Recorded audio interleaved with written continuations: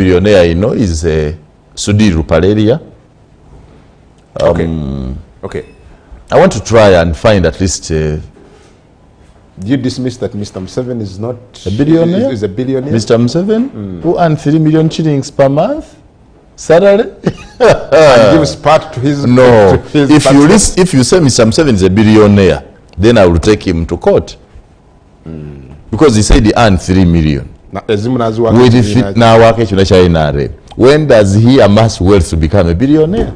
I don't think his cows qualify him to be there. Okay, let's look at your billionaires. So the billionaires I can estimate without looking at how they get wealth. I will look at Sudhir Ruparelia. I'll look at Ham Chigundu. I think is in that category of billionaires. Moham Chwanka. Moham Chwanka, yes, is a billionaire. Then Ham Chigundu. Ham Chigundu, yes. Ham Chigundu we have mentioned. Chirumira. Which Chirumira? Kwagarana Group. Billionaire. Billionaire, yes. Okay. Chirumira, see, I've not interacted with the Chirumira a lot. Simmanyi nnyo, but mpulira musajja muzito nnyo. Which other billionaire? Billionaire omulala gwe mmanyi. Simmanyi lwaki gwoleza nti billionaire alina kuba mu business. No. Somebody was wealth amounting to $1 billion and above. Billionaires, I think they're 1,500. Okay, do you know any billionaire in Uganda outside politics? No, outside business. Yeah, there are members of parliament there who are, I believe the speaker is a billionaire. The former or the current? The current speaker. Anita Mo, yeah, she is. Anita Mo is a billionaire. What about your minister? Because what's $1 billion?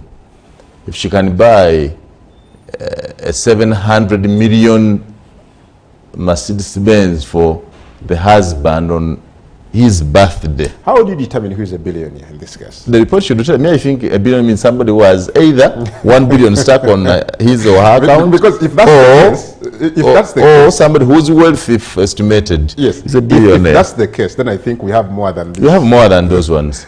If it's all about having $1 billion, or you have in wealth that kind, is worth $1 billion, then Balieku is a billionaire. Then we have so many billionaires. Karisa is a billionaire. You know, Mr. Museveni is a billionaire. He has so many farms. Mr. Museveni is a poor man. Mr. Museveni cannot be a billionaire because he said with his own mouth he earned 3 million shillings salary per month. Now with 3 million shillings, ngowako nechuna cha NRM, nolekerako ne mama Janet yezaka meza, you cannot be a billionaire. Mr. Museveni is not a billionaire, he's a poor man.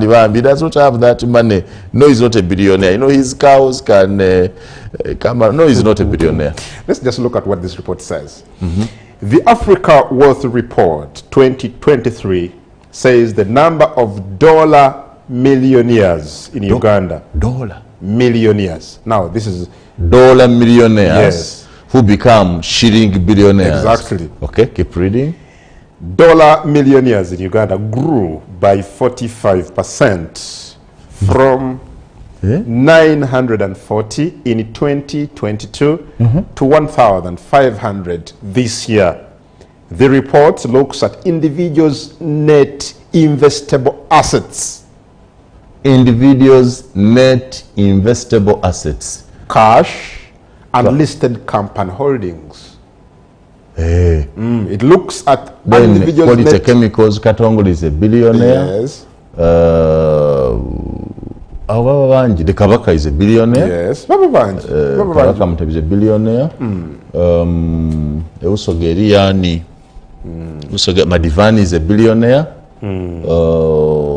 Who else? Wife is a billionaire. Mbone nani? Balieku tumubaze. Balieku is a billionaire. So we are with a billionaire here. I think even Rebecca Kadaga is a billionaire. Daudi Migereko is a billionaire. If you said net investable. Yes. Investable what? Net investable assets. One. Cash. Cash, yes. And listed company holdings. No.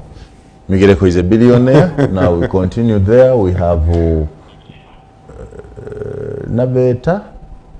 Nabeta is a billionaire. Then there's Mayuge Sugar there, those are billionaires. When you go to Iganga there, Iganga is someone I know is a billionaire. It's called Chapulaga. Then we go to Kaliro. Sasa when Muyanga retired. Kaliro! He's a billionaire. Akuna! What do I have? Kaliro, our district. Okay, Kaliro. Kaliro. Who is your MP there? Kaliro, I think we have there's somebody called Groben, is a billionaire. I think Gumengobi Frederick there, our minister is also a billionaire. Billionaire. By the way, the word is billionaire. Billionaire.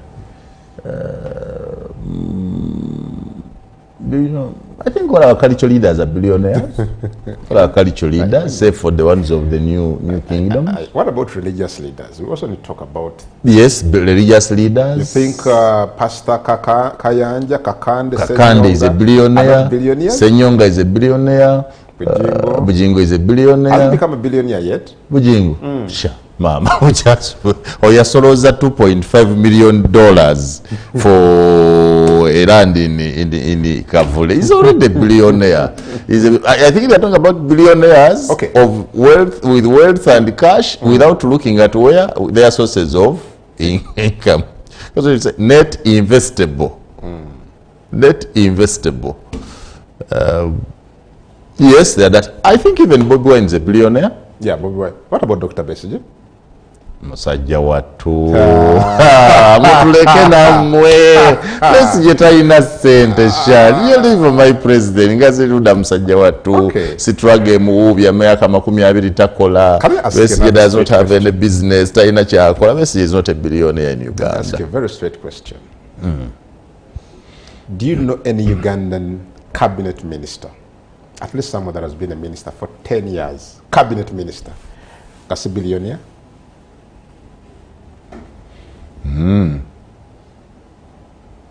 I think they are billionaires. Told both is a billionaire. I'm also told there's another man, even Jim who is a billionaire. That Mukunde is a billionaire. Kasaija is a billionaire. I think we have more than 1,500. If you talk about just $1 million, $1 million of shillings, yes, because people have the money. Individuals' net investable assets, cash, the cash. $1 billion. Ezo muntu azibaluna kulumu azetika bwetisi kudiri emoba ya kalulunga eyo nakubako akabumbi ezo bazirina kubba kiba kinene bakola maybe bali mulimu abakola sente za Uganda is the billions za mirundi esatu mulimu abakola mulimu abafera mulimu ababba three categories of billionaires we have abakozi hard and staff katingeza abasudiri mulimu abafera katinga gundi ono wa oyo gundi oyo maleke gundi oyo toyongereyo Daily Monitor tuchituli mpablo za mauli ya reporter gisange wano bakuwadde wano ku mugukiriro amongera ku final journey Muhakanizi gets 11 gun salute at send off yazikidona ko lwajjo mu bitibwa nagenda mwaji mu mulimu no gwamale we guntamidde this job is a very funny one nagenda tebamwaye wadde balloon yetulika ate bamuwa Muhakanizi bamuwadde president yamogedde so kitegeza bobera mawule ne bwokola ebiri bitya nobody recognize that you have built the country also nobody recognize your contribution nagenda okay kale nagenda nobody recognize that. What is the other name of John Nagenda? Is John Nagenda? Oh, John. What's Nagenda is which one? Nagenda. Which tribe? Nagenda. What tribe was Nagenda? Muganda? I don't think there is a need for tribe here, really. I don't think. What, Auntie? I'm trying to find the origin, because for us, when you say names, the names say the origin. When you say Kungu, is a Muganda. When you say Muyanga, you mean names matter when we are doing they point us to where you come from. No pretending. That's why African names are unique. When you say Muyanga, it points around Busoga. When you say Kungu, it points around Buganda. When you say Nachibing, it points around Buganda. When you say Nagenda, some of those ones confuse us. Nagenda must, I think he was a Muganda. Because if he was not a Muganda, he would have gotten the gun salute. If what? If he has, I don't think gun salutes are given based on that. No, not based on that, but contribution is in this country. Contributions to the overall national building are based on probably where you come from. I don't think. I think it's about. Okay, there are areas where you come from, and you are seen very quickly. That's what I'm trying to see. And you're seen very quickly. Quickly, your contribution is the seen very areas quickly. in Uganda. Nga jova. Very quickly. Very quickly. But Nagida did a lot for this country. For example, I've been here did a lot for this country. I've been here for 24 years in this field of journalism. Yes. You think I've not made a contribution? You have made a lot of it. Not a big one? A lot of it. But because I come from Kaliro, it may take anyone longer. I think people recognize to see it. Who is recognizing? Balieko recognized you and said, Yango Nyambeko wano. Balieko gave me a job. He did not recognize my contribution to national building. He gave me a job. He gave me a job. Purely that. And that's our relationship there. Tomorrow, if they tell him that Muyanga is sick, I cannot speak. That is the end of it. So how do you want to be recognized? By who? First, God. God must show my contribution. Then my country also must show my contribution. Which country? But the citizens have shown it every time I have had the issues of need of which country should really Uganda. Uganda should recognize my contribution. Who recognizes people in this country? President Museveni. I've seen many of the journalists in Busoga picked him. You want President Museveni, the man you wrote to a letter seeking to give a hand in the management of this country. You wrote an official letter. Very rare. You know, Adam, you remind me. You know, this is why I'm saying I've made a contribution. When I asked to be Prime Minister, many people of simple reason did not understand. I was pointing at, and you remember when I said here that when I become Prime Minister, I am going to restructure the office of the Prime Minister. Do you remember me saying that? Yes, you did. And I said in 2-3 frontiers.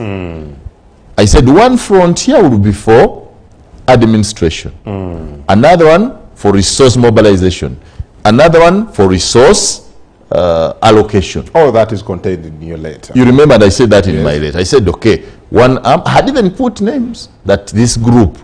Now they tell me, I read yesterday that the late Keith Muhakanizi told Luce Nachove that we need to restructure the office of the Prime Minister so that we leave them to do their monitoring and the coordination, their coordination role, and put resource allocation elsewhere. It's exactly what I wanted to do. And I put it in writing. You understand? Did you listen to Nachove's clip? I actually didn't listen. I watched live. You watched and read. Now, Malidi, in her conclusion, when she was telling the president that Ochiwa president, Nkusaba, omuntu agenda okudda mu kifo kya Keith Muhakanizi atwale maaso dream ye ey'oku restructuringa office of the Prime Minister. Now, who else has qualification to replace Muhakanizi than me? Because I had Muhakanizi without talking to Muhakanizi, I had never met him, I did not have his contact. The exact proposal I made when I asked to be Prime Minister is the exact, it is in writing. That's why I wrote. It is written. It is in videos. It is everywhere. Restructure the office of the Prime Minister. Let fishermen handle coordination. Let technocrats handle resource mobilization and allocation. Let another team handle resource monitoring. You said it here. I said it and I wrote. Now, if Mr. Museveni does not listen to the two voices, the voice of Luce Nachove. No, there are now three. Voice of the deceased. The deceased, Keith. Muhakanizi. Voice of Luce Nachove. And the voice of the man of God. God sent angel of Simon Muyanga to restructure that office. But I think I am lucky. I wrote this. I said it. People did not understand. What we are saying, the office is so big, so vast, so resourced to be left in the hands of politicians alone to decide what happened. So, Mr. President, abasoga kate kirito omwana kiriva yoli. mukobeire kirita omwana kiriva. It is Mr. Museveni, it is you now. Whatever you look, this child will come from you. I gave you this information from God. I wrote it and your people sat on the information. But why is Lucy saying even it now? Keith? Sir Simon, you know, these are things that disturb my mind. I'm not saying what she did is bad. I respect Madam Lucy Nachobe. Senior civil servant. Yes, but why is she coming out now? Because I expected her, if she knew all this information, to support your idea at the time you brought it out. Does Lucy Nachobe know me? You think? Does Lucy Nachobe know me? You want to say she didn't maybe get to know about what she you said? She doesn't know me. Lucy does not know me. Gayansanga mukazi Kale, mu new vision, afulimi onakolwaliro nga tunagenda bukedde. Again, new vision, Sir Simon. Agamba ki? Akulembeza ggule lya Sudan. Agambye government rescues stranded Ugandans. Congratulations. Thank you very much. We thank you very much for that. Yes. Again, bakulaze wano General Muhoozi Kainerugaba, Minister Jim Muhwezi, Norbert Mao Minister, Liliana Bar kuva Mambuka, n'abalala bali Kigali nga baanirizibwa. Jamba Fande, you now need to warn Muhoozi, if his father is refusing to listen to me, I will go to the son. You're now going to support the son? Yeah, I will go to the son. I think that's the option. If the father is refusing, it means he cannot do this. Let Mr. Museveni go and we work with the son to implement what we want. We can change our country without him.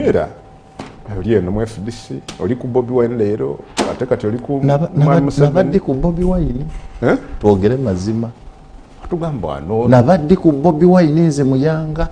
I have been very clear that for as long as the party has people who abuse, people who speak. I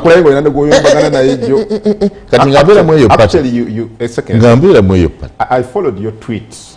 Yes, I think over the weekend. You sounded bitter. You sounded rude. Yes. You sounded disappointed. Yes. You said something. And I told my friend, I told the Council Segona, I said, the Council Segona, I admire NOP. I would join in NOP. I do be with you. Naye abaana abatuvuma n'ebyawansi ebyannyabo tetusobola kubeera nabo. Now, the language of my brother Alex Mufumbiro is, and this is a top leader in the party. He says, let's not say what he said. It was ugly. Can't even repeat that. Ugly. So, so you are putting it on record. Tell uncle Bobby Wine. Bobby Wine is my maternal uncle. Bwampitanga mutabani we. Ngamba wanjikojja nzirukambiro sisiba musimanda chikawadde neyo ne bwampita mu byobufuzi kaninda abavumi be baveeyo tulimwegattako nga naye mambagere batuvume n'ebiri nguye nti banvuma buli kimu n'ebiri wansi nga n'abaana bange babira bangamba joining. I cannot join a part of people. Not, I want people who oppose me, oppose the politician. Gamba Muhoozi tasobola bwa president nti lwaki olw'ensonga tabeeranko kyamani wero si wano nti yabalira majje banga asobola byamajje byo. But you cannot go to the levels that Alex Mufumbiro used to argue. That part I cannot join. Akanga abavumi bavuddemu era Mufumbiro bw'avaamu enkya, I go back and become the party spokesperson of that party. Mufumbiro bw'avaamu party eyo, you cannot speak like that. N'avuma Gashumba, n'avuma Balamu. Basajja bano bane lwakujja mu byabufuzi ne mubalaba naye balina bye basobola. Gashumba is not a poor man. Balamu is not a poor man. No, Andrew Mwenda, you compare Joel Sonyi to Andrew Mwenda. Yes, but both are good people. But Nensenyo Nyachimanyi nti Andrew Mwenda, save for whatever you know, is really a polished person. Quite above. We look up to the Andrew Mwendas in the profession of journalism. Yes. Maybe in the politics you may not recognize, but man, Andrew Mwenda is even a politician at a Simba bigger than this. But Mufumbiro n'avuma buli kimu. Bannaye nedda. Pate tujagala, mulimu abantu abalungi, muli progressive, twanditambudde ffenna naye okutuvuma n'okutuwemula. Muvume. Munasigaza be munasigaza abagala okuvuma naye nze nedda. A man, one of the few successful local business people in this country. Hey, what success stories do they have? You know how much money Balam pays in terms of tax? Go to you and ask them. In terms of tax, I worked for Balam, for 1 year. I worked for Balam as his worker, not a political assistant. Balam paid me my salary but I'm paid my pay, but I'm paid my NSSF. More when many of those people genda obuze mufumbiro ba ayine NSSF jerasa tulideko omuntu yena. These people no. Tugenda mu wachi. Buno mukwati sagala nakwala sakala bantu batuvumba no you believe everybody you think this politics politics is not in our DNA. Politics si gwanga lyaffe. Politics is dini. Politics is just things we say in mouth. I can say, ndi wa no pocket, ndi way for this cut, ndi wa deep cut. You cannot go to belittle fellow men, not to go kubavuma, okubalangira n'ebitali simply because you're in politics. You are party spokesperson. That's not true. No. We cannot work like that. Who has annoyed you? No means that the things that Mufumbiro did. Ata abana ku mukutu guno weewunye ku mukutu bana abana bafa babulijjo, betanga ba foot soldier. Ennaku zino badde tebakyatuvuma. There has been a lot of calmness there. When you put an argument, they put an argument. Muyanga walia. Echo si kivumo. Alex wankwidde Kasimu n'omugayidinga otandika otya kubira omuntu obwongo bwe butyo. Bw'abanga avumye ebbalamu eyali mukama wange. Naga nti ali useless. The highly educated man with two masters. You understand? N'agamba General Muhoozi omusajja yakomaningako ku ggye ly'eggwanga Land Forces n'ategeka SFC n'amujeeguula. Ayenze muyanga wattu. Mpale nywera mukubire mugambi mutowaani nze nakuzibwa toyinza kungatta kubaira muto wa Alex Mufumbiro. We cannot be nakuzibwa. I was well nurtured. You cannot even call him my brother, not at all. Because that would mean we're in the same category. I cannot be. Saagala muntu avuma banne mu byobufuzi muno. Mu byobufuzi byo mwako zi sacrifice. Everybody has made a sacrifice in this struggle. Everybody wherever they are, abali mu NRM bayina bibalabirira, abali mu DP bayina bibayamba, abali mu FDC bayina bibayambirayo. Even as individuals, everybody has made a contribution. You cannot just come and mar our political space with this kind of down? No. Why you onyinga to this extent? That thing annoyed me, by the way. You cannot abuse everybody. For what? Why do you beat it to other people? What is in politics? To beat it to other people? Game Popular Nemikutu Muganga Muka ku Baba TV.